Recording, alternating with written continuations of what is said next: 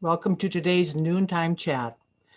The presentation today is part of a focus by the 10-Minute University to help you, the home gardener, be successful in growing healthy and sustainable gardens. The 10-Minute University is a trademarked program held by Oregon State University and is developed and managed by Clackamas County Master Gardeners.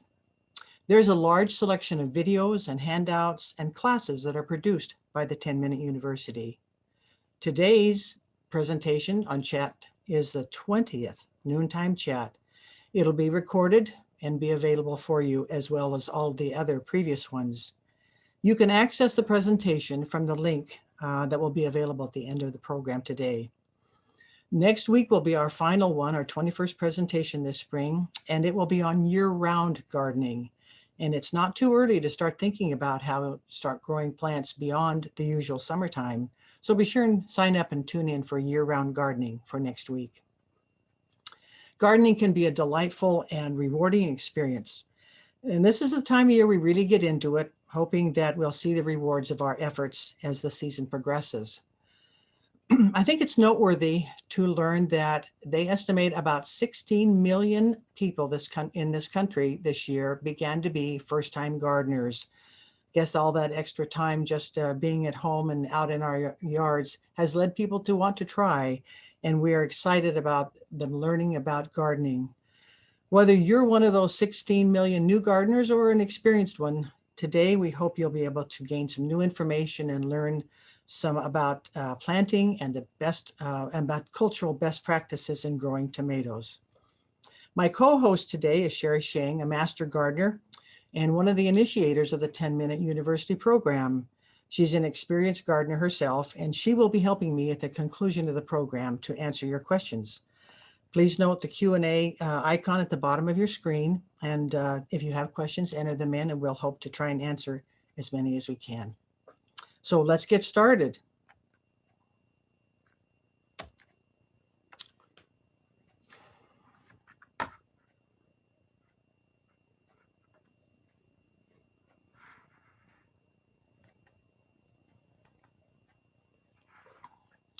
The objectives for today's session: first of all, we want to kind of review how to choose a good tomato start at the nursery. Many of you may have already either started from seed or purchased yours, but if you're still kind of thinking about it, there is a plethora of tomato plants at nurseries and stores, and we'll talk a little bit about helping you choose a good one. When should you put the tomato in the garden? Now, while this program is being initiated from the Willamette Valley, there may be those of you who are living in other areas where you'll need to use the information that's presented today to help you decide if your area is ready for a tomato start. Then once you get it in, what are the best ways to support a large tomato plant? How to manage your plant for better health and better fruit. And that will include learning things like pruning, watering, and fertilizing techniques and practices. Now, we'd always worry about whether we're going to have problems with our tomatoes as the season progresses. And so we'll talk a little bit about some of the things that can happen and how to prevent them or how to manage it so that you can minimize the risk of diseases and disorders.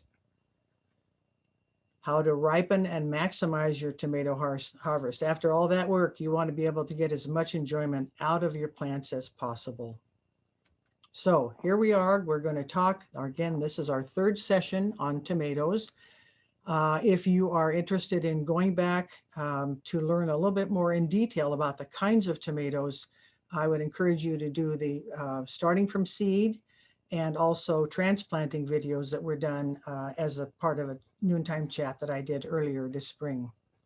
The tomato is by far America's favorite vegetable. People say if I only can grow one plant, it would be a tomato plant. Of course, a botanist would refer to it as a fruit, and that's why I include that there, because the seeds are encapsulated within the tomato. But we use it in many ways, salsa, canning, drying, freezing, or just a nice fresh slice on a hamburger or a sandwich or a salad. So it is America's favorite fruit. We want you to be successful growing, so here we go. If you haven't purchased it at the nursery, you want to look for a plant that's healthy. And unfortunately, the longer they sit in the nursery, the greater stress the plant has. It's just can't be well taken care of in a small pot. So be sure you look for a plant that has dark green leaves and stems. If they're kind of yellow, it's starting to show some stress and reduction of available nutrients. So try to stay away from a plant that does not have dark green leaves and stems. You should also want it to have a canopy that is as quite wide as it is tall. It's easy to see when a plant stays in a nursery shelf that it grows taller and taller and taller as it's trying to reach for light. And that becomes a stressed plant and it's not healthy. You want a large canopy as much as the height of the plant if possible. Try to stay away from one that has flowers and fruit already on it. And that can happen as it sits in the nursery for a while. You don't want that because it's putting its energy into the flowers and not sustaining the roots. So even if you're tempted to buy one, or if you end up buying one, try to make sure that you're picking off any flowers or fruit. At this point, you're saying to the plant, it's time to develop the roots and not to the flowers and fruit. As it sits on the shelf too, it may become pot bound, and you'll see that as roots extend out through the bottom of the little pot. You want to try to avoid those. If you do find one that's pot bound, as you take it, you might want to pot it up before you're ready to put it in the garden, just to give it a little more soil to be in. So that's where you're going to start. If you haven't already bought it, you're going to think now, well, when should I put it in the garden? As I mentioned, you may be in an area that's not the same as our area, but the basic rule of thumb is that the soil should be in good workable condition. And if you're wondering what that is, we have some wonderful videos in past presentations that talk about soil and how to judge if it's good and workable. So I'd encourage you to refer to those. You want to make sure the danger of frost has passed. And the soil temperature needs to be a nice warm 60 degrees. That's not air temperature, that's soil temperature. And you can get a soil thermometer quite reasonably. If you look at that thermometer, you can see that many of the other plants can have much cooler soil, corn and onions and spinach, but not tomatoes. They are like a tropical plant and they need to have a nice warm soil. If you put it in before then, it will just stress the plant and kind of go into shock and not do much for a while because it needs that warm temperature. And in Western Oregon, we've already passed that time, so you may already have it in there. First week of May, usually we're at that point. Now, before you put it in, you've picked it up at the nursery, don't go put it in your garden right away. You need to take time to harden it off, which means that you're giving it a chance to acclimate to a different environment. In the nursery, it's been quite protected from wind and from the direct sunlight. It's had a constant humidity, and now you need to put it out into the garden where the temperature fluctuates, there's wind and there's sunlight. So harden it off by exposing it increasingly hour after hour. It's 2 to 3 hours to start and then finish up with all day before you're putting it in the garden. It usually takes about a week in order to complete the hardening off process. But do be sure that you're going to do that. Now let's talk about watering your tomato. You want to keep the water off of the plant. You're going to water the roots, not the leaves. So if possible, use a drip irrigation or by using soaker hosers or spritzers. A nice way to deliver water right to the base of the plant. Or you can see here we have also an example of a do-it-yourself slow drip where just a water bottle has been used upside down with a pacer that can be inserted and will just drip slowly to the tomato plant. The most important thing is avoid getting water on the fruit and the foliage because that brings the risk of disease. One of the things to remember about watering a tomato is that you need to have a uniform moisture level. It's recommended that you soak your plant about every 7 to 10 days, depending on the type of soil you have. If it's sandy soil, you may have to do it more often. But think of once that plant is established. Now, when you're first putting it in, you'll need to water it much more often because it's hasn't got the roots extended. So maybe every 2 or 3 days, you're going to water it. If it's real hot, you may have to water it every day and watch. But once you get the plant a little bit established, so it's maybe a foot high or so, you should be able to move to a weekly watering. The most important thing is that you need to be consistent in your watering schedule. Don't water a lot and then say, I'm going to be gone for 2 weeks and then I'll water it when I get back. That's not consistent watering and your plant will suffer. Inconsistent irrigation leads to fruit cracking and blossom end rot, and we'll talk more about that later. Deep watering helps the plant build a strong root system. If you only water a little bit every other day, the water will just stay at the surface and the roots will then develop at that surface, and that will not be a strong plant. You want to challenge that plant to drive its roots deep. After you water and after you get your plants established, heavy mulching will help preserve soil moisture as well as prevent and reduce weed challenges. Now, fertilizing, what to use. Tomatoes are heavy feeders. Oregon State University recommends a ratio of 1 to 2 to 1, and that is nitrogen, phosphorus, and potassium. Now, that is a ratio. You won't see those numbers likely on the bag of fertilizer that you go to purchase, but you would like to see if you can't find them in that ratio. It could be 5, 10, 5, or whatever. The main thing is, if you have trouble finding that exact ratio, at least look for one that is low in nitrogen, and the other two numbers may be higher. Definitely the second number, phosphorus. You can see what each one of those numbers does. The nitrogen will grow you a wonderful plant and foliage, but you're not planting a tomato for that. You're planting it for the fruit. And so that you want the phosphorus to be the high number so that that plant can produce a lot of fruit. The potassium for roots and tubers is also important in the fertilizer. How to fertilize. Work the compost into the soil before you plant and make sure it's well decomposed compost. If it's quite fresh and hasn't become real compost, it'll pull nitrogen out of the soil, taking it away from the tomato. So make sure it's worked into the soil and it's well decomposed before you plant. Then at planting time, add the fertilizer and some bone meal into the hole. Now remember, you don't want those inputs to touch the roots. So you're going to mix it into the hole that you're planting and as well into the refill of the soil that goes back in. Mix it around so it does not come in contact directly with the roots. When the fruit is set, you're going to do a side dressing around the drip line of the plant. And you should do that every 3 to 4 weeks, again, avoiding high nitrogen. Now down here, let's talk a little bit about side dressing. What you want to do is pull back the mulch from near the base of the plant and work the fertilizer gently into the soil. Don't dig too deep or you'll end up disturbing roots. Then be sure you water the plant so you can water the fertilizer in, and then return the mulch back to the area near the base of the plant. Now, the plant needs support. A tomato, especially an indeterminate, is a vine. And it will just grow and grow and grow. And if you leave it on, just put it in, it will grow on the ground, along the ground. You don't want that. You want to keep the plant off the ground because anything laying in the soil will be prone to disease and will not be a good product. You want to also get it up off the ground to improve the air circulation. Also, many of us don't have as big a space as we want, so we want to be economical. And so that save space and avoid crowding the plants if you will support them. You want plenty of sunlight, and also you'll get bigger and better and earlier fruit if you'll support the plant. So that's why you do it. Now let's talk about how.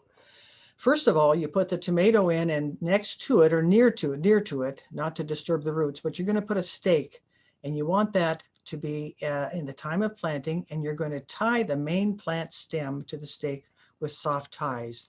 Now this shows a figure 8 system. This is just a soft piece of cloth that you might use. Nothing that's sharp or thin because it will girdle or cut into the stem. But try this figure 8. It allows a little bit of space between it and the stake, and it's more flexible. So you tie that to the stake. Then you're going to want to put some type of support around it. I've shown pictures here of a ladder system and a trellis system. And if you're interested in how to construct those, there's plenty of YouTubes that will tell you all about that. And they all offer ways of keeping, you can see it's keeping the plant well off the ground, nice aeration and sunlight exposure. And just look at those beautiful tomatoes. I prefer, or have used, using cages in my garden. It just seems like it's easier to do. And our family has built these ones out of PVC pipe, which are a nice, very sturdy. It won't collapse like many cages do. Basically, we've used PVC pipe and cut them in sections of about 28 to 30 inches. And then you can buy at hardware stores, or big box stores, you can buy the joints. There's T joints and 4-way joints and elbows that will help you create this structure. So you've got it nicely staked and your plant's starting to grow, and now it's going to take off if you're not careful. So you need to think about learning to prune your plant. The reason you prune is to control the growth and to allow air and light to reach the center. Why? Again, you control the growth and you allow air and light to reach it, but you also are going to get better fruits, bigger. They may be fewer, but you'll get larger fruits and they'll be easier to pick. This picture is my grandson holding a tomato from a big Zac plant, which his father pruned a lot to try to see how big he could get a tomato to grow. I assure you there weren't a lot of tomatoes that size on the plant, but that was a pretty impressive size. So your pruning can affect the health of your plant and the health of your product and the ease in enjoying and picking it. Now, depending on what type of tomato you have, you may prune differently. So a determinant, and again, these are well explained in my previous webinars on tomatoes. A determinant is more of a bush, and it will generally not need a lot of pruning, again, because it stays as a bush rather than a vine. Do need to be cautioned though, because a determinant produces the fruit at the end of the branch. And so if you cut those little branches off and stems off, you're going to reduce the production of fruit. So with the determinant, you want to be quite conservative in pruning, if not even to do it. However, the indeterminates, those are the vines, and they will grow and grow and grow. So it's strongly advised that you prune, and it helps the plant focus the energy on the fruit production, and it'll improve the access. So if you're going to start pruning, it's important to look at your plant and understand what you're looking at. So here we see the main stem, which you've tied to the stake, and here you see the branches coming off that are in the flower clusters. This thing right here is the sucker, and it grows but sort of in this pocket between the main branch and the stem. And these can be turn your plant into just an enormous growth and reduce in many ways the availability and production of your plant. So I suggest, and it's highly suggested, that you remove the suckers early on, and they can grow fast, and they will just begin to fill in this space, and you'll have quite a thick plant that is difficult to manage. So the side shoots from the main stem, the suckers need to be removed. Well, when are you going to start pruning? You're going to start early. When the plant is just an inch or a foot to a foot and a half tall, start pruning it. I put my plants in about 2.5 weeks ago, and I'm already seeing suckers that are 6 and 7 inches that I've missed. So need to get out there early and watch it. And you're going to do it regularly. There have been years when I have not, and I end up mid to late summer pruning, having aggressive pruning, and that's very hard on the plant. So if you do it regularly, even just weekly, go out and keep checking your plant and prune. Take away those suckers and take away any damaged or diseased stems and branches or leaves. You can see how I have basically in this picture, anything that's below the first flowers has been taken away. Those aren't going to be producing, and they can dribble down into the dirt You want to remove them because they could receive some splash from the water or contamination from the soil. So just take them right off at the stem. Here's some tips on pruning. When you are tying it up and pruning, try to create a main stem or multiple stems of 2 or 3 to support them. Here's a picture of training a single stem up the stake, nicely maintained. Another tip, remove the stems growing beyond the cage. They're not going to be producing and they're just going to be hanging down and making it difficult to walk around that cage. And be sure and remove the suckers. Here's a good actual picture of a sucker. That looks much like the one I pruned off yesterday. It got pretty big. Here's what you hope to catch at of that size. Okay, this is what I mentioned before. Mid to late summer pruning can stress the plant, and you end up with removing leaves that might be above a fruit, and then you end up with sun scald or a sunburn, as shown in this picture.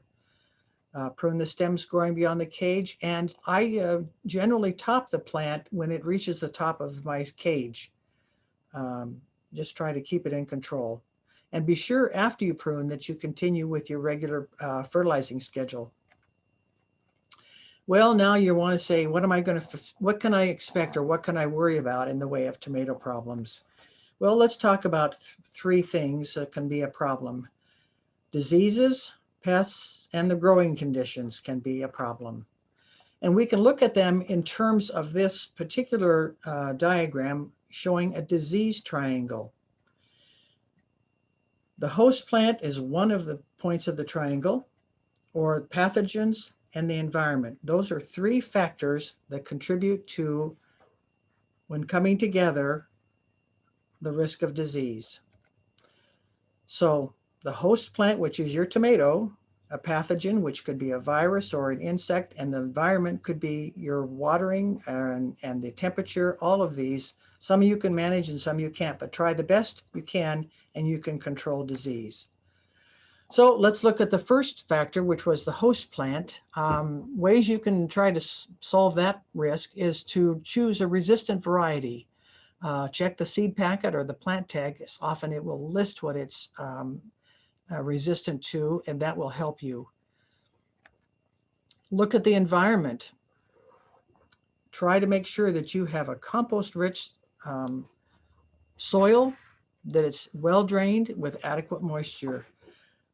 Viruses and fungi thrive in soil that's not drained well, and so that becomes a real problem. So make sure that you're using your environment is a solution for good health and not for a risk of disease. Another environmental solution is making sure that you're cleaning up afterwards so that your garden doesn't keep debris all through the year and allow things that could be either diseased at the time or become diseased as they lay in the garden. So having a good cleanup session at the end of the year is very important for environmental solution. As far as pathogens, a lot of that we have to just try to manage with growing our plants at the right time of the year so that they're not stressed. The pathogens can move in when a plant is stressed. If it's put in at the wrong time, we've put our tomato in too early and it sits there kind of stressed, and that makes it vulnerable to some pathogens. So you can look at the fact that, and I try to keep a journal year to year as to when I put things in and how they did, and the kind of plant that I used. Sometimes I find one variety held up better than another. So solution to avoiding pathogens is to look at planting your tomato at the right time of year and watching for the temperatures and the weather. And there is a link there to garden calendars that you can use. It should be on the chat. Another solution, an excellent way to avoid pathogens, is to rotate your crops each year. We talked about this in my other previous webinars, but basically what happens is your tomato, if it grows in the same place, if you keep replanting tomatoes year after year in the same spot, pathogens can overwinter, and especially the soil-borne diseases, and reoccurring pests. And if you've put it in the same spot year after year, you're going to see a diminished return in the health of your plant and the production of it. So try to rotate it to another garden bed or another spot, and not come back for at least 2 to 3 years in that very same spot. That will help a lot to reduce the risk of pathogens. You might also want to try investing, because they are expensive, in a grafted tomato plant. If a good rootstock is used, and I would suggest you make sure that you've got a grafting company that can assure you that they have a rootstock they've used that'll be resistant to soil-borne pathogens, and they can graft on your favorite heirloom, and you'll have a plant that could be grown in the same spot because it would be resistant to those soil-borne pathogens. Well, now we're going to start harvesting our tomatoes, hopefully in the end of July, maybe, or August, certainly by August. Some people even mid-July, early July. But we start to see things that we're going to wonder about what caused it and what they are. And so I'm going to talk about some. There are many, but these are the most common ones I've seen, the ones I think occur in the Willamette Valley. And we need to remember that we're growing tomatoes for our use as in the home. They don't have to be picture perfect. They don't have to be produce section, grocery store perfect. They're going to be our tasty ones right out of the garden, but they will be subject to some influences of temperature and weather and whatever. And so we'll talk about a little bit what causes, how you might be able to minimize the risk of that. Green shoulders, these can be caused by high temperatures. It's still an edible tomato. You just cut the top off of it, but it's nice if you can avoid it. I will say there are some varieties that seem more prone to it, or some that it just seems like that's the way it looks. I grow a tomato called a black crim, and no matter what I do, it always has a little bit of a green shoulder on top, but it's a marvelous tomato in spite of all that. One way to perhaps minimize is to avoid removing the leaves above the fruit so you can shield it from the sun. There have been years, and the summers get warmer and warmer, and I've actually put shade cloth over the top of my cages of tomatoes to try to prevent the sun from being too intense on them. Here's one that is a concern because it basically ruins the whole tomato, and you don't see it really until you're almost ready to harvest it. So let's talk about how you can try to do practices that will minimize this, because once it occurs, you just have to throw them out. This is called blossom end rot, and it is caused by one or more of the following: calcium deficiency, lack of water or inconsistent watering, or excessive nitrogen fertilizer. Now, if you were say, okay, calcium deficiency, I'm going to add a lot of lime and that'll solve it. But if you don't water consistently, what happens is the calcium can't be drawn up on a regular, consistent basis into the plant. The plant needs that calcium on an ongoing basis. That's the reason for the consistent pattern of watering.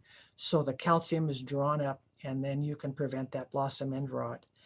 Also, excessive nitrogen fertilizer can contribute to the development of blossom end rot. I think there are some varieties that are more prone to blossom end rot. My experience has been that the Roma paste, I have to be very careful. And if I want to not have blossom end rot, I've got to be very vigilant about the calcium additions into the soil as well as the watering. And it can't be prevented. It's not something that's just going to happen. You can prevent it. Another problem with some of the plants could be a late blight, which is airborne, and sometimes you really can't prevent that. But it is caused by a fungus that is blown in. It's usually from the environment around wherever your home is or your garden. This is an interesting disorder called, one of the names is a cat face. It's just a distortion of the fruit, and it's caused by abnormal development of the flowers in low temperature. Basically, what happens is if you put your plant in too soon, too young, too early, or it's a really cool spring and early summer, we get incomplete pollination, and that's what this looks like. It can also be caused by some herbicide exposure, which would probably reduce the pollinators and put them at risk, and so you get incomplete pollination. If it's not too bad, you can cut away some of the distortion and still have a tomato that's good. Another thing that happens, especially as we're getting later into the season and tomatoes are ripening, there could be uneven moisture that's applied to the plant, or sometimes it's the rain that'll come and cause the cracking. Some varieties will actually advertise, if you go to see when you're ordering your seeds, it'll say resistant to cracking. But it has to do with the fact that there's more moisture within the tomato body than the skin can surround, and so the skin starts to crack. Again, you can still cut it away and have a nice tomato. But watch the moisture content. Here we go with, again, this picture of the sun scald caused by excessive pruning above the fruit, or just the fact that the sun was so bright on that particular plant. And you may want to shade your plant if that's going to be one of the case situations. Now, that was pictures of disorders of the fruit. Let's talk about disorders and diseases of the leaves. You see here where the leaves are wilted. The fruit is still hanging there. They're not going to get a complete crop because the leaves are dying because of bacterial or fungal diseases. The leaves might be discolored or an odd color. This picture right here is an example of magnesium deficiency. But there's many nutrients in the soil or that the plant needs. And if your leaves start to show unusual coloring, kind of a bluish tinge, green tinge would be potassium. I believe it would be a deficiency. So we'll talk at the end how we solve all these issues, but notice the color of the leaves, and that's probably a nutritional deficiency. You may see this, and this is heartbreaking because hopefully it wasn't something you did, but it can happen from your neighbors. This is exposure to herbicides. Tomato plants are extremely sensitive and susceptible to herbicides. We had plants that we grew, and there was someone in the area using 2,4-D, and it was a hot day a week later, and that herbicide atomized and blew in the wind and hit our tomato plants, and it basically destroys them. So a distorted leaf like that is an herbicide exposure. That's a little different here. This is a leaf that's curled, and it's basically trying to protect itself. There must be a hot air. It's a high temperature and low moisture, and so it's kind of closing up to try to minimize the loss of moisture through the leaf, transpiration, trying to prevent that. So it can come back. It's not something you need to pull your plant up, and it's just recognize that it's trying to protect itself right now because there's not enough moisture and it's hot. Now this is a definite problem with bacterial disease where you see spots on the leaves. And a problem with you've got some kind of a critter coming in and chewing the leaves. Causes holes in the foliage. Now, I've shown you some pictures and we've talked about some diseases and pests. They're varied and very multiple and hopefully very infrequent in your garden. But I want you to remember that identification is important before you do anything. Before you try to come up with a solution, get a master gardener to help you or someone who is an expert to be able to identify what you've got. It's important in sustainable gardening not to just use a broad spectrum solution, which may not be what's the problem, may not treat what you've got, but end up hurting either the pollinators or other plants or hurting your own plant. So we suggest that you contact the Master Gardener Clinic for identification and a remedy suggestion. At this time, the clinics, of course, are not in person, so you can submit your information at this particular website, www.metromastergardeners.org. It helps. In fact, it's almost impossible if they don't have a picture. So send a photo so that you might be able to describe it verbally, but a picture would be more helpful. But at that time, you'll be able to get some solutions because you want to be able to treat it with what's proper and what's going to help and not be harmful. So helpful steps to prevent problems. Here we go. Plant a healthy, disease-free plant. That's the way to start. Remember, you've hardened it off, planted it correctly, planted it deep to have nice root development. You've staked it to allow good air circulation. You're watering at the base of the plant and not the plant. Water in the morning or midday to minimize the time that the fruit gets exposed and it can not have moisture on it at night. Check on them. Monitor your plants often. I walked by my rose plant the other day, and I just looked at it 4 days earlier, but in 4 days, the aphids had moved in. It's amazing how quickly that can happen. So check your plants daily. Avoid working on the plants when the fruit is wet, and remove and destroy infected plant parts. Don't put them down on the ground. Get rid of them. Don't put them in your compost. Get rid of them. And be sure you clean up at the end of the season. And if possible, as much as you can, rotate your crops. Now we want to have a harvest. We've worked hard all summer to try to have our plants be healthy and have a good crop. And now it's August and we're anxious to have our tomatoes.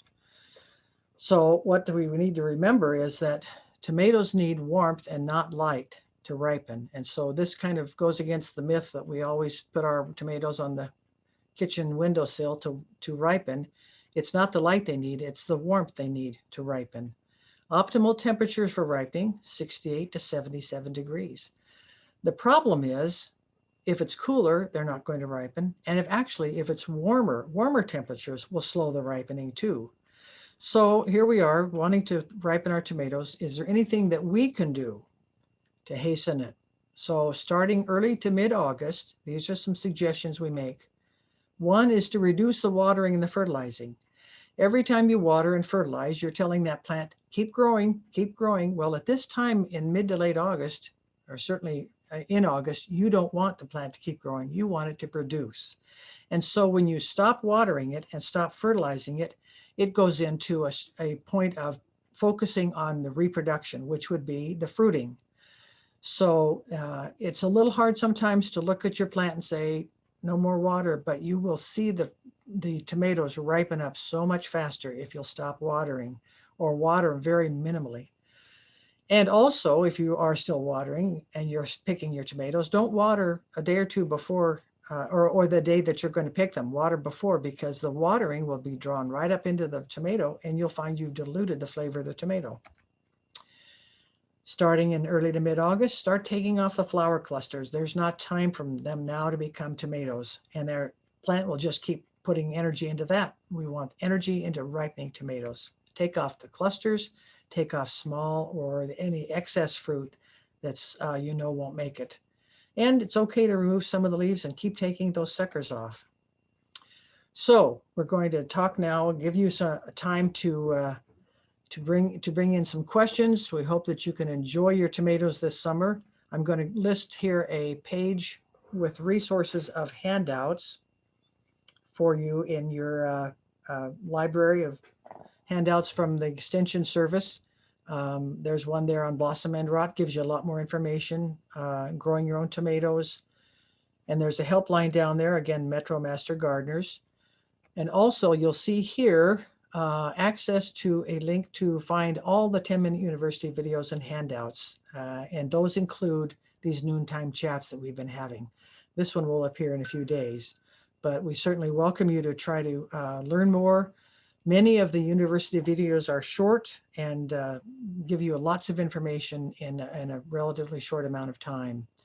So I'm going to close now and welcome my co-host, Sherry. Hi, Amelia. Thanks so much for a wonderful presentation. So we have a lot of questions. Let's get into them. Right now, we're looking at the weather forecast. Cold overnight temperatures, 40-some degrees this week. You mentioned you already planted your tomatoes in the ground. Are you doing anything special for them to keep them warmer overnight or keep the rain from falling on them?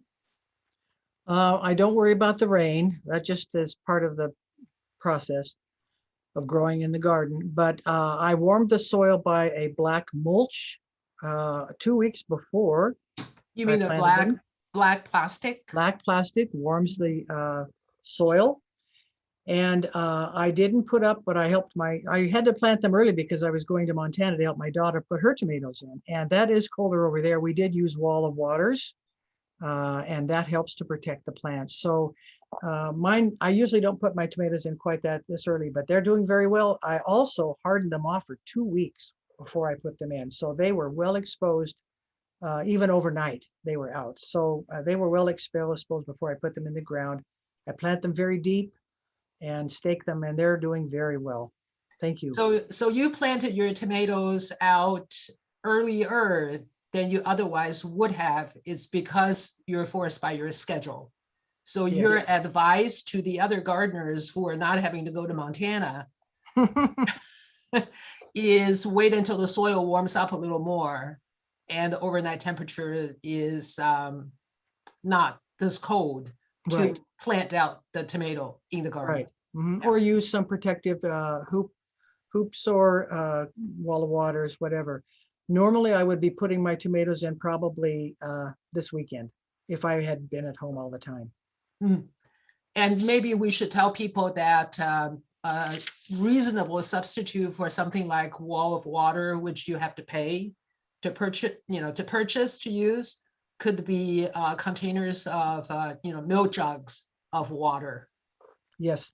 In fact, on the presentation that was given earlier in April on transplanting tomatoes, I show pictures of systems, ways to protect your plant, wrapping plastic around the cage, or like you say, gallon jugs filled with water to keep it warm.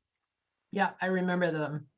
Some of the people in the audience don't have lots of space in the ground, so they're considering using containers. What kind of advice would you give them? How would you adapt to what you've talked about for container growing tomatoes? Well, there's containers, and then there's containers. There's small ones that would be on a patio, and you could easily grow a cherry tomato. They're do very well in a container. They also have these large pots now that are actually cloth pots, and they hold a lot of soil. And I've grown a regular tomato in that. In fact, the slide that I showed that had the PVC cage was in a cloth pot, and there was a regular tomato grown in that. The main trick is the added nutrition that you have to be more vigilant, I think, in watching fertilizing more regularly and watering, because there's not as much access to water. But by all means, grow tomatoes on your patio, wherever. They'll do fine. I think a determinate is easier to grow than an indeterminate because, again, it's a bush. And so the picture that I showed on this presentation showed a sun gold cherry, which was a determinate. So it's a bush, and it did very well. So speaking of determinate and indeterminate, somebody wants to know, how do they know if the tomato plant they bought is one or the other type? That is a good question. I don't know. The tag should say it. But if it doesn't, and you see a tomato plant you're kind of drawn to, you can Google that name of that variety, and it should tell you. When I buy my seed packets, it'll tell me that. If you're growing them from seed, it will tell you that. But what, did you have a comment about that, Sherry? No, I think that's a good way to do it. So a lot of people are curious about calcium, because you talked about blossom end rot, calcium, bone meal, etc. So there are a lot of questions around that. And could you talk a little bit about how do you add calcium? And somebody was wondering about a liquid format as opposed to like a powder format. Yeah, there's lots of ways of getting lime. and some will be easier to work into the soil and become more active in providing the calcium than others. I have never used a liquid calcium. And, basically when I get my soil tested, the pH will often tell me that I need lime or not.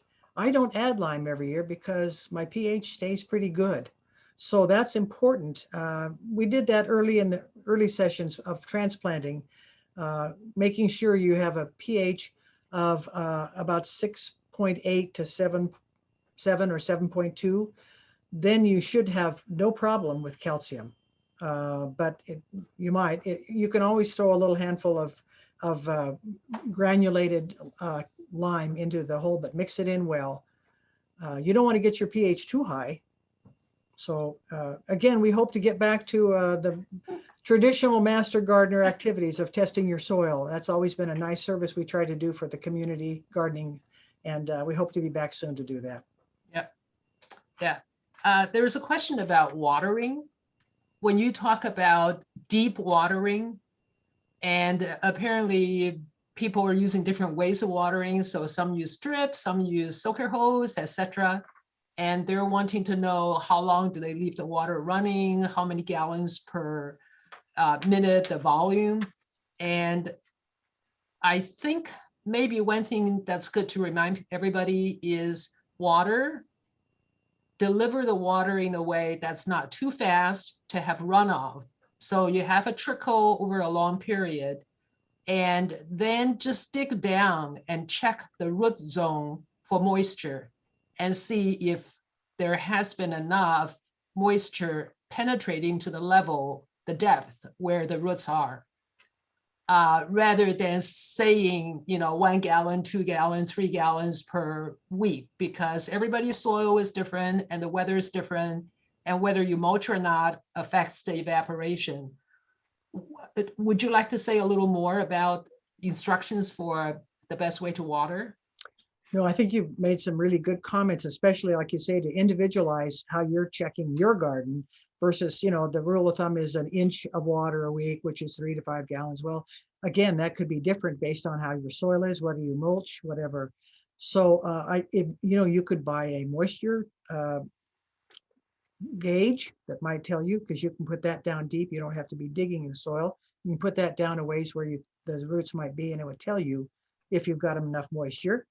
I use soaker hoses on my row crops, but on my individual plants like peppers and tomatoes, I use a little spritzer, and that delivers just a nice little volume of water. And I can watch to see that it gives it about an inch of water, and then I turn it off and it drains away and it's nicely watered. So I think you have to kind of look and see how you can set it up. Soaker hoses can be difficult and expensive, and so can the spritzer system, but you can use them year after year, and it is easier to control how you're watering. We also have some questions about fertilizer. I see a question. Okay, then before you go on, I see someone down here who says, "What's a spritzer?" I've capitalized that because it is a product, I think, that you buy, and if you go into a hardware store or a store that's going to carry irrigation equipment, you'll see it, and it looks just like a little pencil with a little circle on the top, and it just allows the water. You hook it up to a small hose, a 1/4-inch hose, and it just puts the volume out, and you can adjust it. The range that it goes, whether it goes an inch or out 18 inches, it makes a little fountain. So I answered that question. Go ahead, Sherry. What were you going to say? Yeah, I was asking about fertilizers. There are some questions about it. And could you just review your fertilizer regime? Your schedule for fertilizing. Oh, okay. So I put the compost in the soil before I have put the plant in. It's mixed in well, maybe a week before.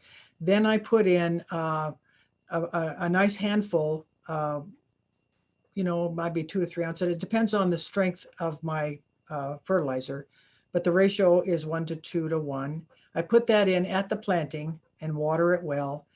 And then I'm going to come back and water about fertilize every 3 weeks.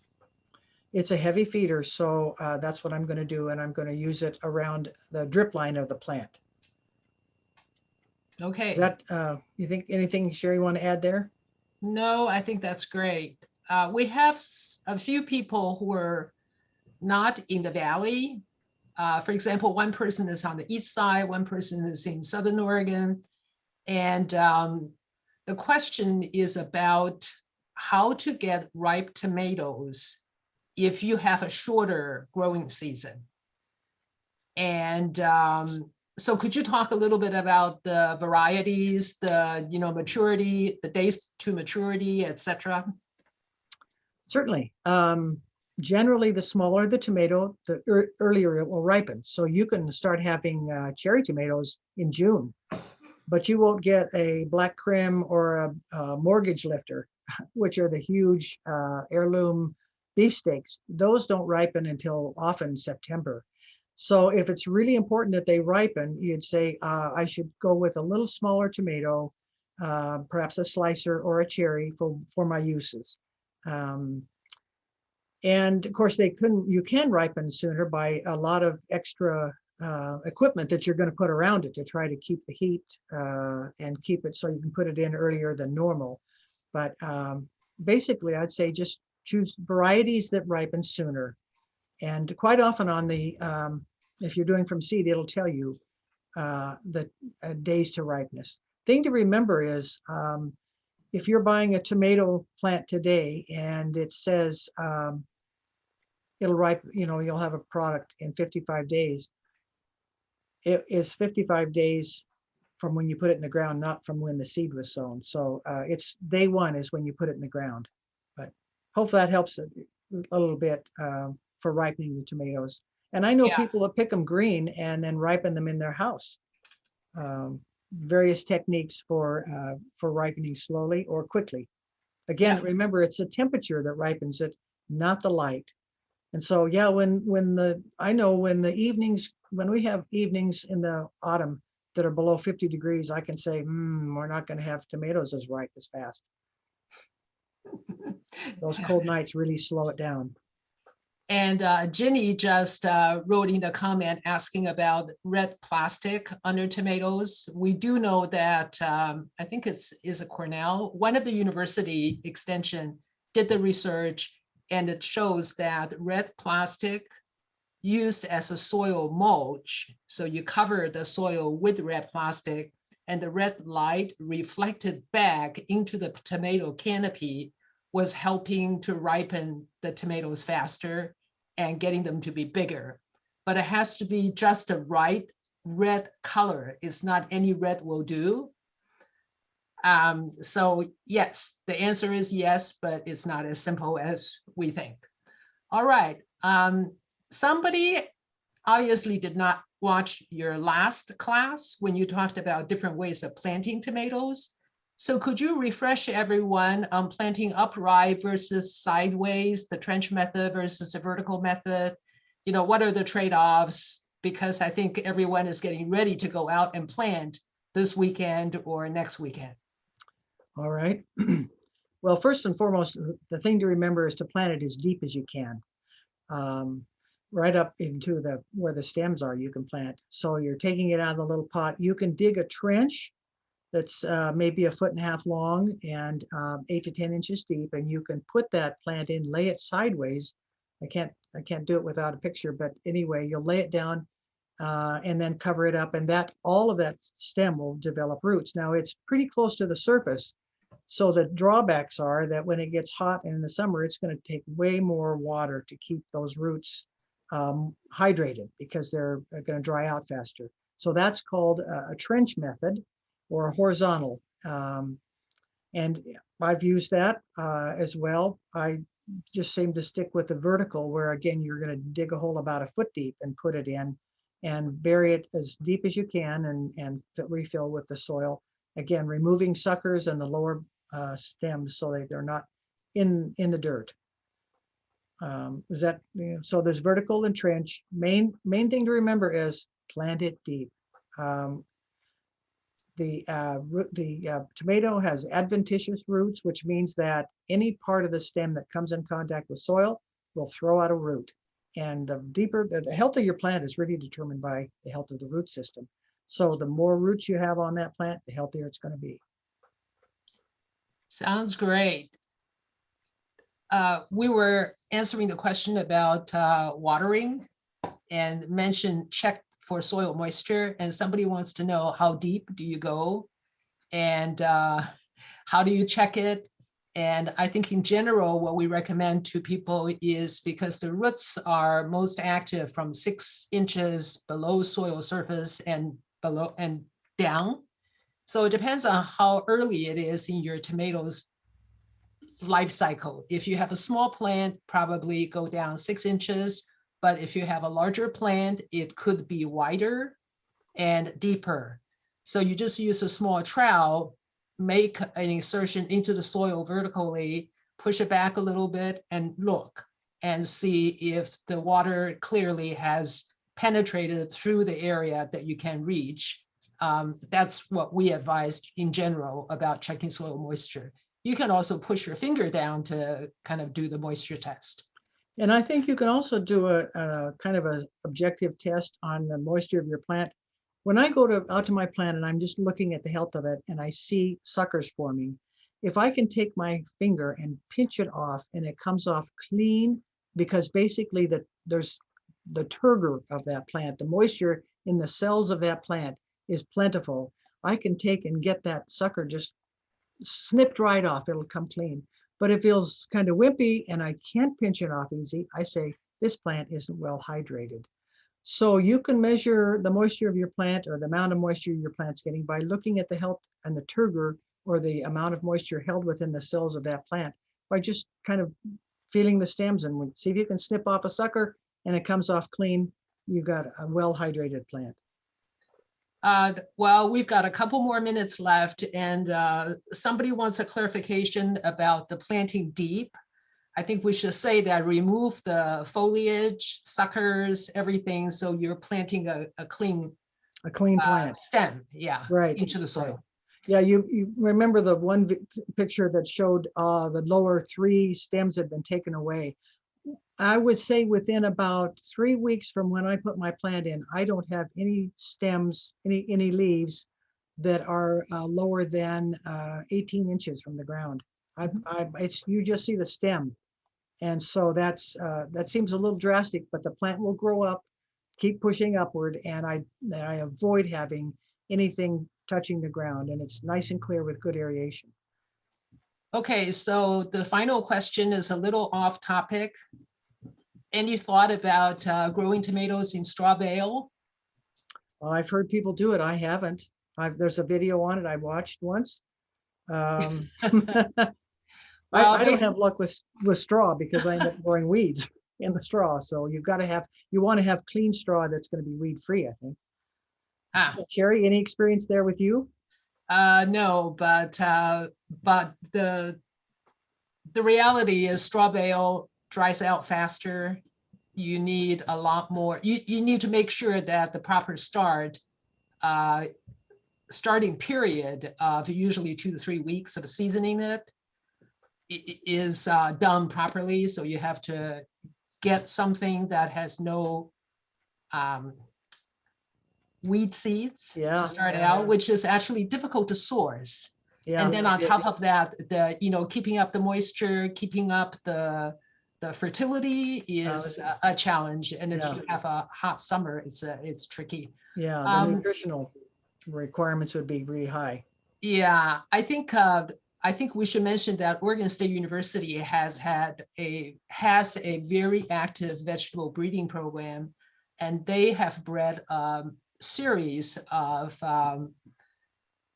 tomatoes. Some are, or a lot of them are, determinate tomatoes that have Native American and kind of Pacific Northwest names, like Beaver Lodge, Willamette, Select, Oregon Spring. So those are the tomatoes that are going to have shorter maturity days because they're kind of bred for our slightly cooler climate. And the other series of tomatoes that are not bred by OSU, but also mature sooner, have the Russian sounding names. Right. I've grown Midnight in Moscow. Yeah, some of those are really fun. Yeah, OSU has been really a good developer of many tomato cultivars and varieties. And so you check those out. You can see on the website where they are. Yep. All right. I'm going to do Tim a favor. He wants a reminder of at what height of the tomato plant do we stop picking off the blossoms? Are you telling people to pick the blossom, the flower packet? Oh, Or are you hang on, just let's go back. telling them to Okay. Well, we're talking about, we got to look at where we are in the calendar. When I first put the plant in, and I'm going to go back and check it in a week, I'm going to take off any stems below. I have some flowering. I have some flowering already. So I'm going to take off any stems below the first set of flowers. So that's early in the season. If I'm going to try to hasten the ripening of the tomato, I'm going to take off the blossoms at that time, which is mid-August, because any flower at that point is likely not to be ripened. It's too late in the season for it to grow, unless it's maybe a cherry. But if it's a large tomato, I'm going to pick the blossom up then. So Okay. hopefully so we're talking about two different things, whether we're talking Yeah. about, I'm not going to pick them off when I'm starting. I'm just taking the stems off below that first flowering. But by mid-August, I'm taking the flowers off. So when you put it in the ground, when it's a start, remove the lower leaves below the first flower packet That's right. and plant it deep. Right. But mid-summer, August on, when you don't think the new flowers are going to ripen and become fruit, pick them off and make sure that the energy is devoted toward the plants and the fruit production instead of more flowers and leaves. Right. All right. I think we got it. So thank you very much, Amelia. And I just want to remind everybody, we have lots of recorded videos, including 2 classes Amelia taught earlier as part of the same webinar series. And they're all at the cmastergardeners.org website. So that's the best place to find what you have missed or get a quick refresher. Thank you so much for joining us. Thank you, Amelia. And also thank you for all the help with chat from Priscilla and Sean, our colleagues. We will have one last webinar next week, and it's about how to grow vegetables year round. So if you do want to make the most out of your vegetable garden, this is the class for you. And as Amelia said earlier, it's too late to think about putting in a fall and winter vegetable garden in September. The time to think about and plan for it is right now. And the time to take action is actually June, July, and August. So with that, we hope to see you next week. Goodbye, everybody. Thank you, Sherry.